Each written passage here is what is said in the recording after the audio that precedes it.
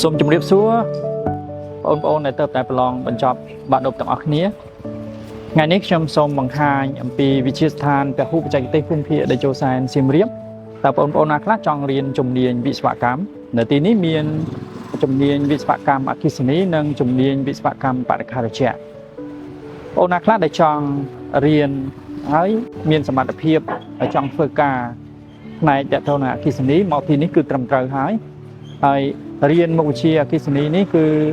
ក្រោយពីយើងរៀនគឺសាលានឹងបណ្ដុះបណ្ដាលឲ្យយើងមានសមត្ថភាពចេះដំឡើងប្រព័ន្ធបណ្ដាញអគ្គិសនីនៅក្នុងអគារនិងរៀបចំទូចែកចាយប្រើប្រាស់នៅក្នុងអគារហើយរៀបចំប្រព័ន្ធ CQ ហើយនឹងសិក្សាស្វែងយល់អំពីអេឡិចត្រូនិកមួយចំនួនផងដែរមិនតែប៉ុណ្ណោះវិទ្យាស្ថានក៏បណ្ដុះបណ្ដាលនិស្សិតឲ្យស្វែងយល់អំពីប្រព័ន្ធបញ្ជាស្វ័យប្រវត្តិដែលប្រើកម្មវិធី PLC និង Microcontroller ឲ្យសិស្សអាចប្រើប្រាស់កុំព្យូទ័រដើម្បីគណនានិងវិភាគលើដំណើរការ CQ របស់អគ្គិសនីស្វែងយល់អំពីដំណើរការផលិតថាមពលអគ្គិសនីមិនតែប៉ុណ្ណោះក៏មានបង្រៀនផ្នែកគំនូរបច្ចេកទេសដោយកុំព្យូទ័រផងដែរ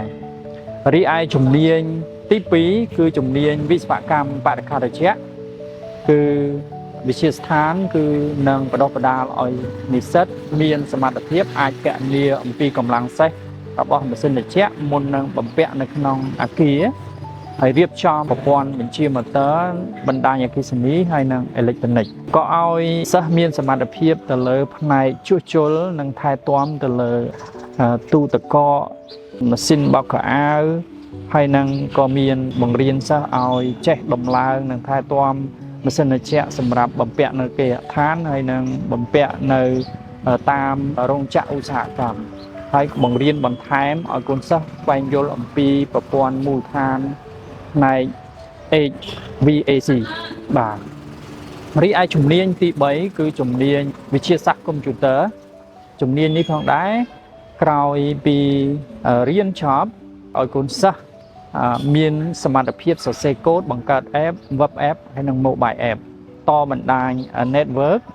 ហើយនឹងឲ្យសិស្សស្វែងយល់អំពីការគ្រប់គ្រងទិន្នន័យក៏ដូចជារៀនអំពី cyber security ឲ្យចេះប្រើបញ្ញាសិប្បនិម្មិតដែលហៅកាត់ថា AI និងបង្រៀន graphic design ក្រៅពីជំនាញ3ខាងលើយើងក៏មានជំនាញផ្នែកធុរកិច្ចមួយចំនួនទៀតមានដូចជាជំនាញ marketing គណនេយ្យនិងហិរញ្ញវត្ថុគ្រប់គ្រងទេសចរណ៍និងបដិសណ្ឋារកិច្ចហើយនិងភាសាអង់គ្លេសសម្រាប់ពាណិជ្ជកម្មសម្រាប់លក្ខខណ្ឌគឺងាយទេ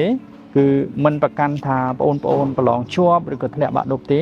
ហើយមិនប្រកាន់ថាឆ្នាំសិក្សាថ្មីឬក៏ចាស់ទេឲ្យតែបងប្អូនមានចំណាប់អារម្មណ៍ចង់សិក្សាជំនាញគឺសុទ្ធសឹងតែអាចដាក់ពាក្យចូលរៀនលើនៅវិទ្យាស្ថានពហុបច្ចេកទេសភូមិភាគតេជោសែនសៀមរាបបាន